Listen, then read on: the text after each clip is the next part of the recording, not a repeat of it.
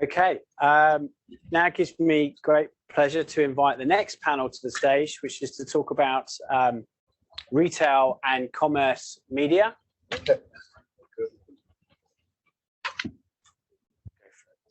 Take a seat. Can I just check? Do these act as microphones as well if we hold them up? They're not too much for us. Okay. It's just the width where we are. But you've got your mics, the guys. If I lean over.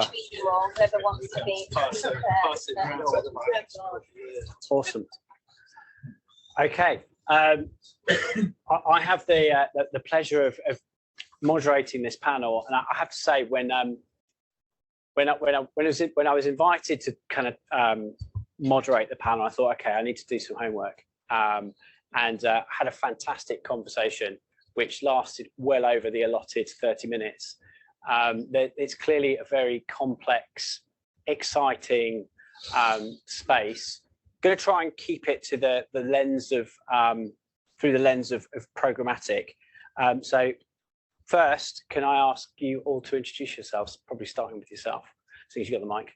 Right, lovely to meet everyone. So Ben, I'm commercial director for Epsilon. So we recently acquired a company called CitrusAd and have created kind of a unified retail media platform, working with the likes of Tesco's, Nectar, and recently created the largest JV globally with Carrefour.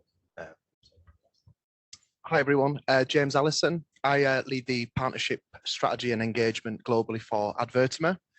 Advertima is an ad tech solution in store, and we use machine learning and AI algorithms alongside a sensor technology to detect shoppers in real time, alongside being able to activate messages based on those audience passing by. So that's what we do. Thank you. Cool. Hey everyone, I'm Jason Wescott. I'm the global practice lead for Xaxis, and I've got home field advantage today. So yeah, really looking forward to this one. Lots of difficult questions for Jason. Or it could be a disadvantage. Let's see. I'm Jill Orr. I look after our enterprise clients across EMEA for Criteo. That for us is around 200 retailers, as well as all of our brand and agency relationships. And for us, that means all facets of retail media and commerce media. So whether that's on-site, off-site, or in-store. Wonderful. Thank you very much. Now, I thought I would start by pulling off a stat. I thought I need to understand how big this retail media opportunity is. And according to Statista, in 2021, the retail media advertising spending in Europe stood at nearly 8 billion euros.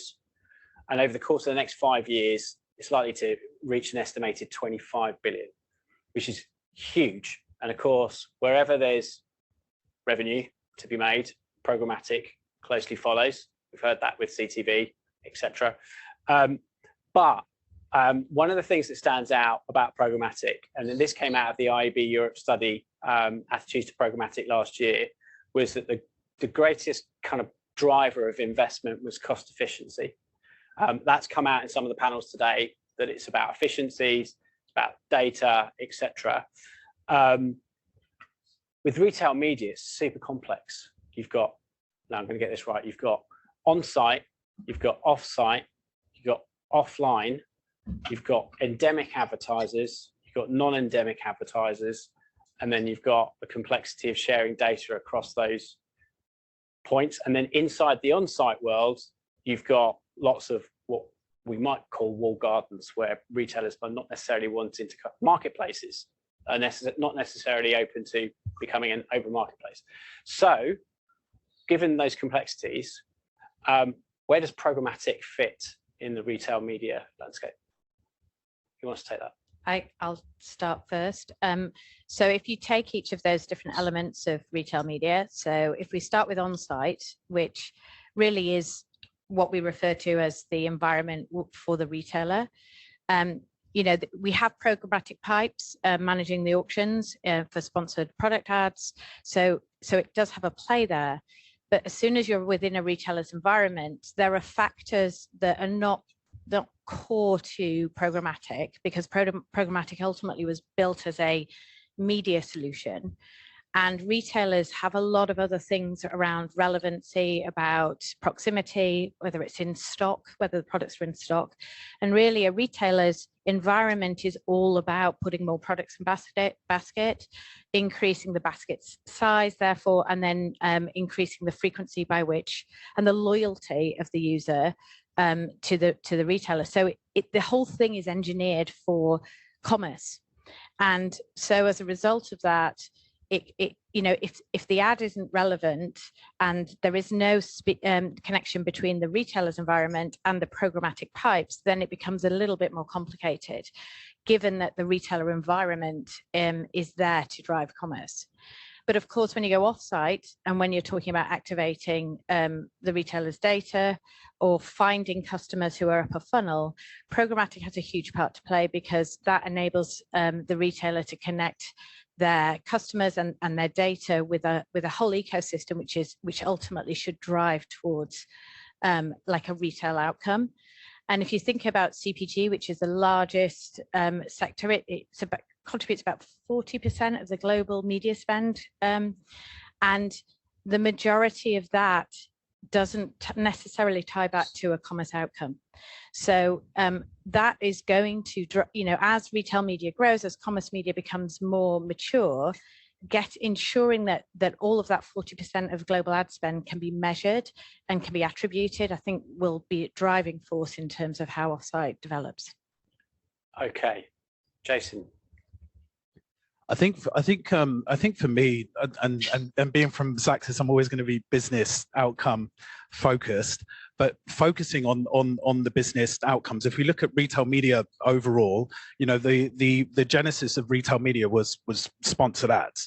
I mean, when I was client side, we were one of the first to buy Criteo sponsored ads. We were one of the first to buy Amazon sponsored ads, which was AMS at the time, and it didn't even have an enterprise solution. We had to buy with a credit card, and I think Criteo was Hook Logic at the time, and then that was acquired. Now it's a very blunt tool, sponsored ads, and you're dealing with people who are in the moment to shop. They're on the retailer platform. They're looking for whatever they want, and you serve an ad based on the search query that's put in if it's relevant. Now, coming back to the first panel where Alice made a really great point around it being incremental reach, incremental eyeballs. That's really important. For me, that's where programmatic can really come into play, and it adds such a layer of sophistication on top of sponsored ads, which is a bit of a blunt tool, very good for driving sales. But with programmatic, I can look to more complex outcomes. Do I want to recruit more people into my brand? Was there a missed opportunity so I can retarget all of these people that didn't actually buy the product, but they looked at it a week ago? And that for me is where programmatic comes in and plays a role and just makes it a lot more of a richer proposition for advertisers looking to invest in this space. Cheers. So kind of off the back of what Jill and Jason have just talked about there, they kind of talked about on-site and off-site being especially an opportunity for programmatic. The other kind of opportunity is offline, or what has been kind of called online previously. And what I'm referring to is channels such as digital out of home. So we already know, so recently Hivestack posted they're connected programmatically to 17,500 screens in the UK, delivering 10 billion monthly impressions. Now that's outside of a retail media environment, but retailers have that. So if you go into any retailer, they have that digital signage estate, and that's now growing. So that's becoming, that's growing kind of exponentially in Europe. Started kind of with the US, and now the UK and Europe are kind of catching up. So I think there's an opportunity to plan media programmatically, retail media programmatically in store in the same way digital out of home is already doing it. And then that the kind of the offsite opportunity which Jill has talked about, and then the retail media platform opportunity which is already connected, and then the challenge is how do you connect all three? And I suppose that's kind of but that's further down the line. So yeah, that's kind of what I see. Yeah, I guess maybe just to summarize then. So I think you've got it, your own platforms, which is in-store, your website, your own collateral. You've got your off-site, which is essentially your kind of vehicle, maybe for your data monetization. So I've got a data asset, you can use it off my platform. and then you've got your insight analytics. That's how we kind of bucket your kind of 3 strands of kind of retail media. And I think programmatic has got a different role to play in each of those, right? So on my own platforms, if I'm a retailer, it's all about making sure that I sell the thing that I want to sell. And if you're going to put an ad in the way that in any way impacts that, that's a no-go. So I don't know if anyone remembers iAd back in the day when Apple had their mobile ad network. Trying to work with those guys was a nightmare, because anything that got in the way of, you know, the Apple mission statement was just smashed out, right? So that's kind of the on-site. The data piece is then more interesting, right? Because you've got people like your Ubers now who are kind of looking at the retail media space, and that's a very closed ecosystem. You've got Ocado that just put all their data on the trade desk, which is very interesting. That's very open, right? That's all my data, everyone have a go. So you've got 2 aspects of data monetization, one being a very, you know, closed-based approach and one being very open. So that's going to be very interesting in terms of how programmatic plays out on the data monetization piece. Interesting. Okay, so we've got essentially 3 retail ecosystems that sit underneath the retail media moniker, correct? Am I confusing things? E-commerce media, I would say. E-commerce media. So under the commerce media bucket, we've got 3 different platforms. So there could be an argument for the next IAB conference to have a panel around retail media omnichannel and buying programmatically through all 3. Because we've essentially got 3 walled gardens, haven't we? And then in on-site, we've got multiple walled gardens making up on-site, i.e. the retailers' marketplaces themselves. Where should we start? What's the biggest opportunity for programmatic? So for me, thinking about the panel that we had at the beginning, talking about the value in programmatic being about transporting data and doing it efficiently, enabling people to buy efficiently. And then the other about breaking down silos, where's the opportunity for programmatic? Annoyingly, because I work in mainly the offsite piece, I would say actually in-store, which I guess I'll let you guys talk about more. Because if you look at the biggest retailers in Europe, most of them, 80% of their sales are in store, right? So that's where the eyeballs are. That's where the audience that you want to monetize is.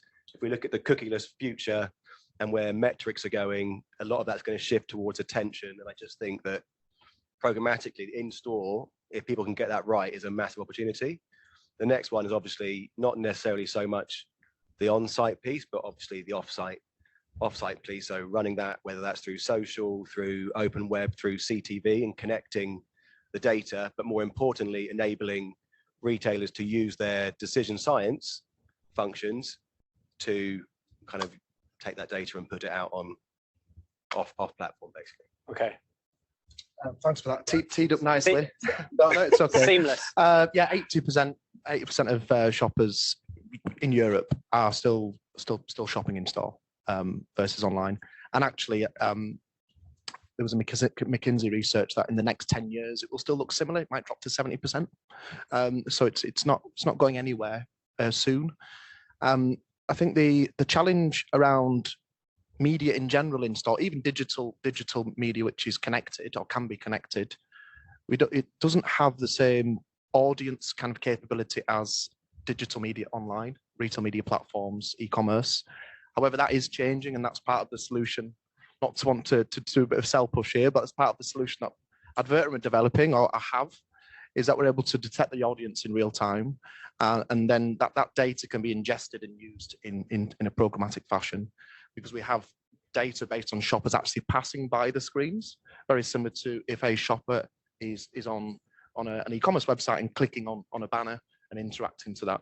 So I think if all of that can be done, and just say correctly, there's a huge opportunity. Already there is the mirror of digital out of home, which I mentioned, that is already successfully, you can do that programmatically. So it's about mirroring that in store and then connecting kind of some of those audience data points and feeding that into the wider ecosystem. So yeah, in store, I would also say. I think for me, there's a huge opportunity again in connecting online activity to offline outcomes or in-store outcomes.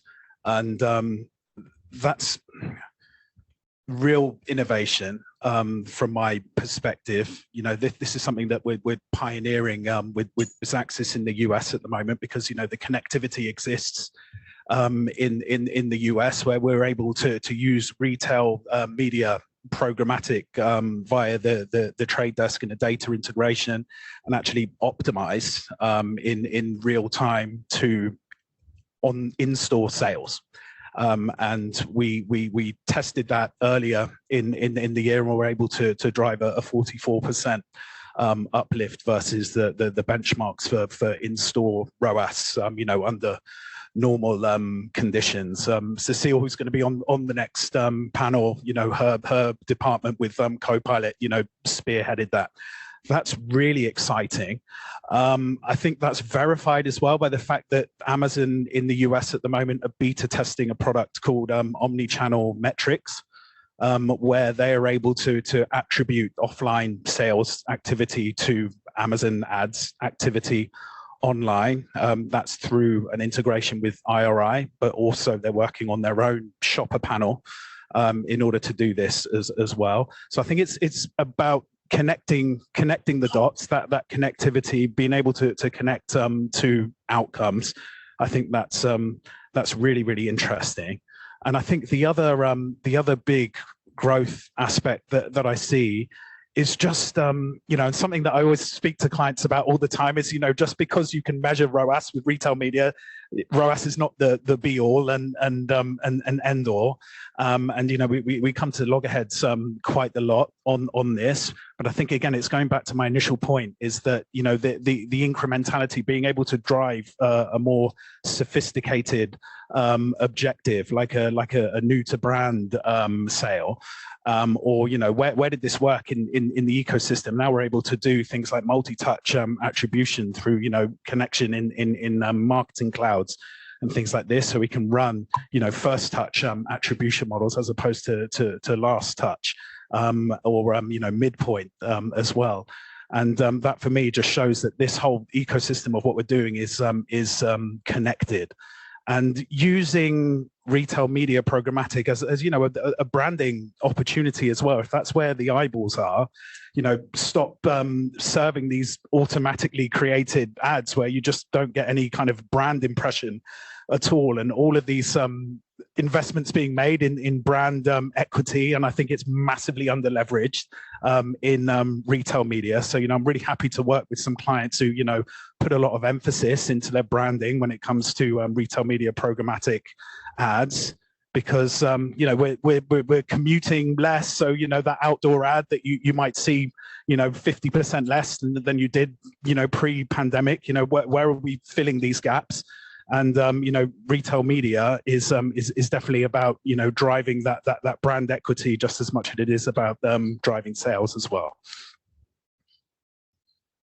So I agree with pretty much everything that's been said, even though it's but I think there's the extra thing I would layer on this is, what is the actual marketing tactic underpinning it? So when we think about the ecosystem, we think about connecting the omnichannel and using the last panel's keyword, but the omnichannel, so that's the consumer no matter where they are. So it's really, you know, really, we have 4 sets of customers.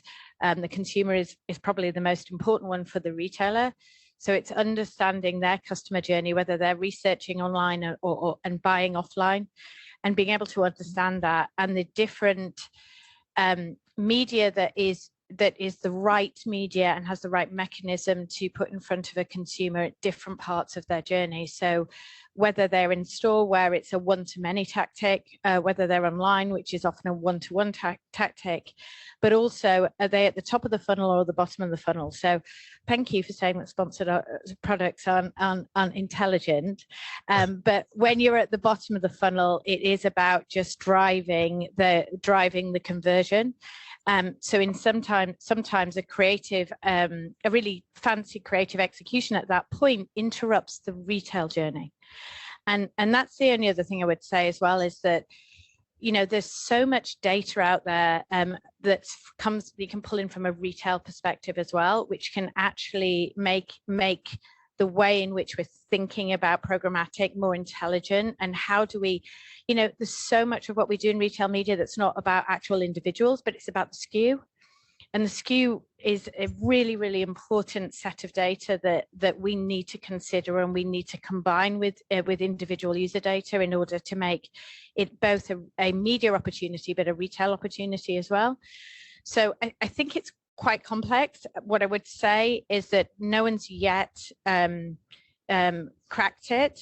I think you will see a lot of evolution this year in terms of connecting both to have a single view of the customer. Retailers are really, really leaning in for them. What we're hearing most from our retail partners is they want to have a unique way of standing out from the crowd, but also a way of having a single view of their total customer. And so if they lean in and enable that to happen, so whether we can take offline data and bring it in as part of the consideration set, then it will enable us to make programmatic suited to retail or commerce media. I mean, that was going to be my next question, actually, which is retailers are sat on a wealth of data, whether that be loyalty cards, whether that be through clever technologies in store tracking footfall, whether that be people interacting on site.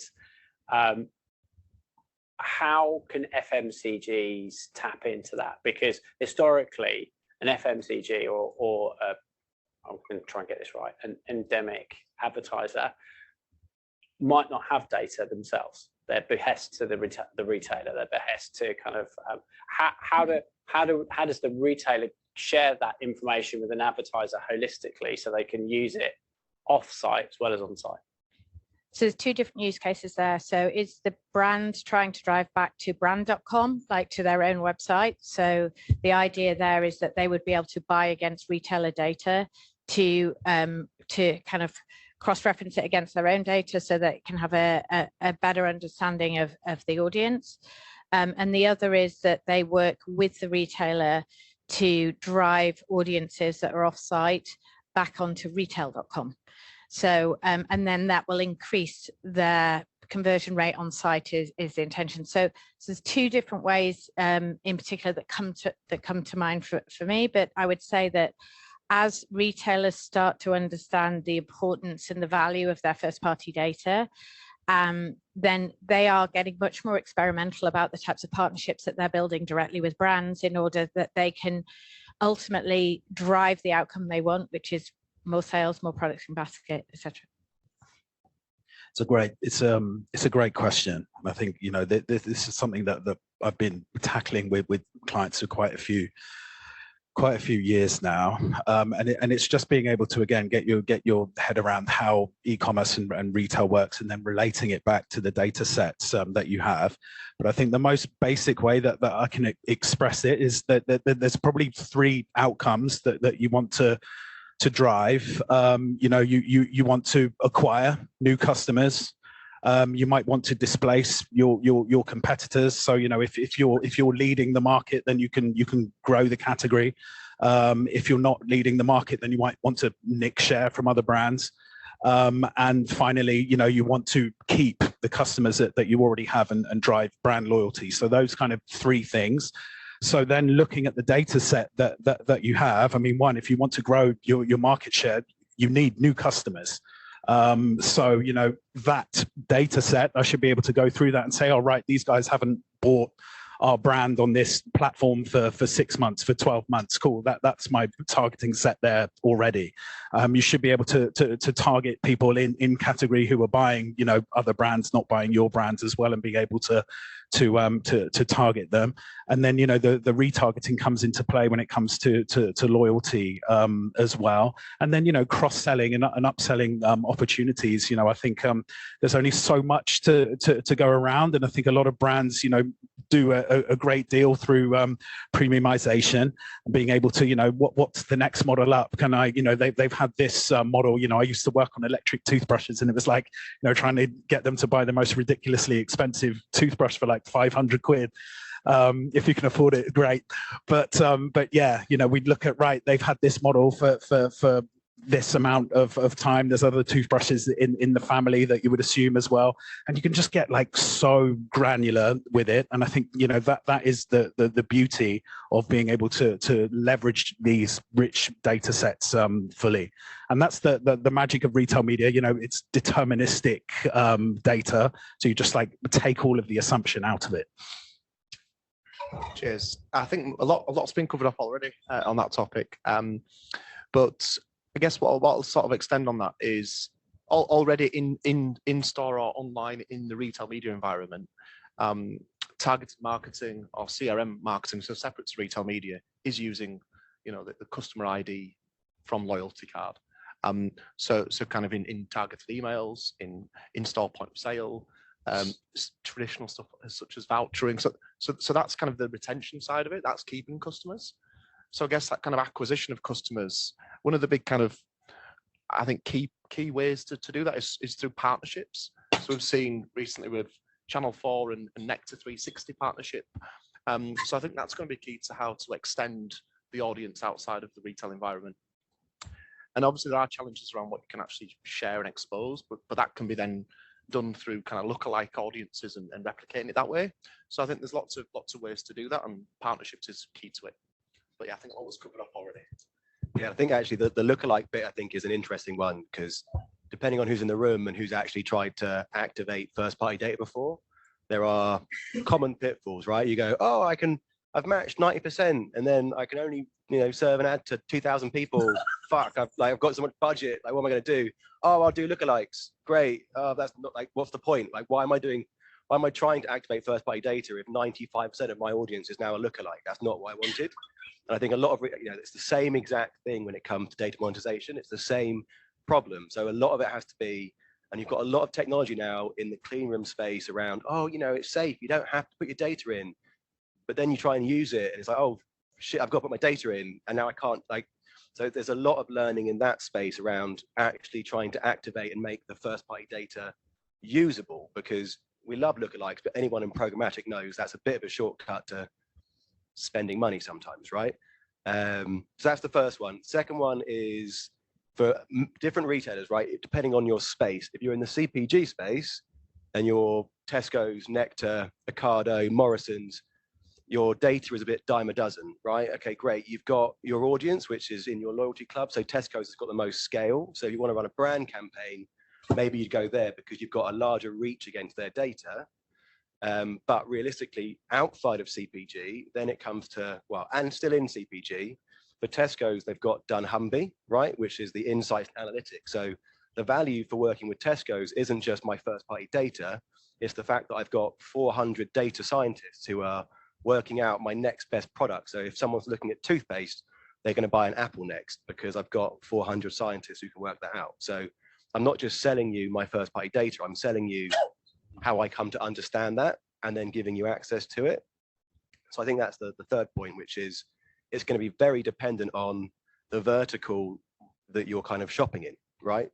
Grocery, there's a lot more competition in that space, and therefore there might be more innovation in around that. I think we talked about this a bit, whereas in some other verticals where it's newer, maybe there's going to be less kind of innovation. There'll still be innovation, but it won't be, as a buyer, exactly what you want in terms of the transparency potentially. Just really want to respond to that quick, because on lookalikes, I had completely the same perception. Interestingly, and I'm not going to name the client, but we did a test in the UK market at the end of last year.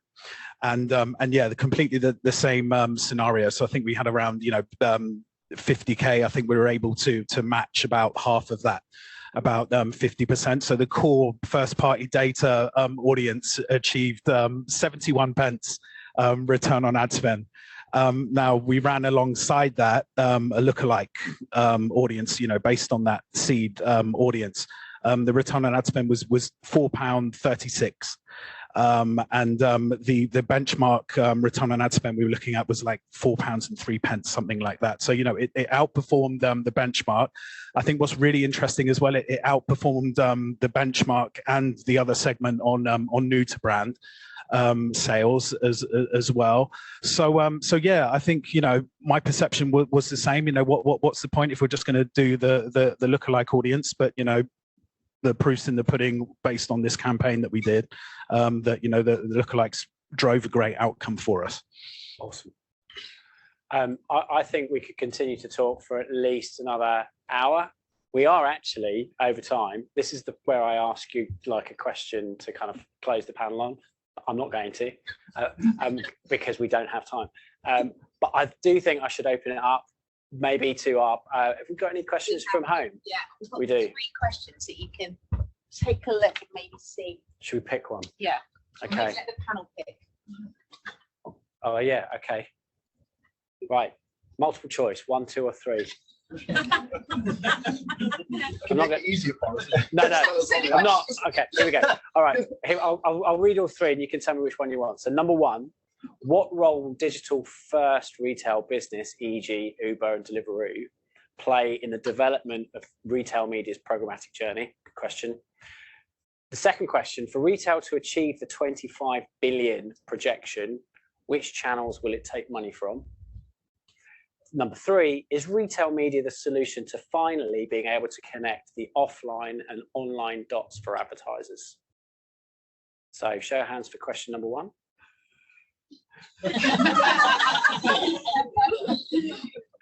Shall I choose one? Which one did you like? The 25 billion projection? That, should we do that one? Yeah. Okay, so for retail to achieve the 25 billion projection, what channels will it come from? CTV? No, definitely not CTV, and I don't want to upset anyone in the room based on the first panel. But linear TV, 100%. So retail media and CTV are the fastest growing channels. Everyone knows that at the moment. I won't mention any names because, you know, I moved from one agency group to another, but my old CEO made a prediction a little while ago that retail media is going to overtake linear TV by 2025. So, you know, therein kind of lies that prediction. I think what's more interesting for me is how can retail media and commerce media unlock incremental budgets, right? Because, you know, we don't really want to be, you know, the aim of our job is not just to take, you know, a pot from A and add it to a different pot. It just makes no sense. For me, trade marketing is a really interesting part of this. And, you know, me coming from a client side, you know, trade sales background, it would be, you know, we have all of these different trade agreements that include, you know, cardboard marketing within the store, gondola ends, FSDUs, you know, freestanding display units, all of this kind of stuff. Now that retail media is a lot more sophisticated and we're able to measure more things, you know, these very antiquated trade deals, you know, could be in jeopardy because of the data that backs them up. So for me, it would be, you know, one, linear TV if we're looking to take from another pot, but, you know, more interestingly is, can we grow the pot overall by looking at budgets that would normally sit within different departments, not in marketing departments, you know, more in sort of commercial and sales side of things, and, you know, put them to better use for the good of everyone, really. So I would say that if you look at retail media was what everyone was talking about 2 years ago, and it's now commerce media, and I think it's changed in terms of its description, because it's changing the way we think about all budgets and all spend. So, you know, there's a little bit about, you know, if you go back to that 40% of all CPG spend, right? So of all media spend is from CPGs. How much of that is hopeful media? That you hope by spending it that it will return an outcome that will drive the popularity and the sales and the profitability of your product, right? And so I think what retail media, the promise of retail media is about, irrespective of whether it's ROAS or whatever, it's being able to close the loop. And actually the mechanism of being able to close the loop should actually impact in a positive way all budgets and all media. And you know, that's a promise right now, but I would answer it slightly differently. I think you're right in terms of where the obvious places are, but I think it could impact our interpretation of what budgets are and how and what outcomes they should be driving. And I think that's the key to it. Just to add a stat into there. So a Forrester Pulse Survey 2022 Q4 noted that only 13% of retail media budgets are coming from external sources, so a cannibalization. So I guess it's not a huge concern that it's going to cannibalize other media streams. And I guess the important thing is delivering on the accountability, performance, and relevance, which, going back to programmatic, that will encourage with retail media down the line. So just wanted to add that. Keep it quick. Yeah, I think what we mentioned, like, it's an efficiency play, right? The next 2 to 5 years, it's going to be almost like a squeezing of budgets where you've got trade and brand, and because you've got more like closed loop reporting and things, there might be an efficiency, and then it will expand. I'm hoping, obviously, the big ones, Google, Facebook, Amazon, if we can start taking budget from those pockets, I don't think anyone will be too upset. Metaverse. Well, that was a great ending statement there. Strong finish. Yeah, so I just want to say a big thank you to my round of applause to the panel.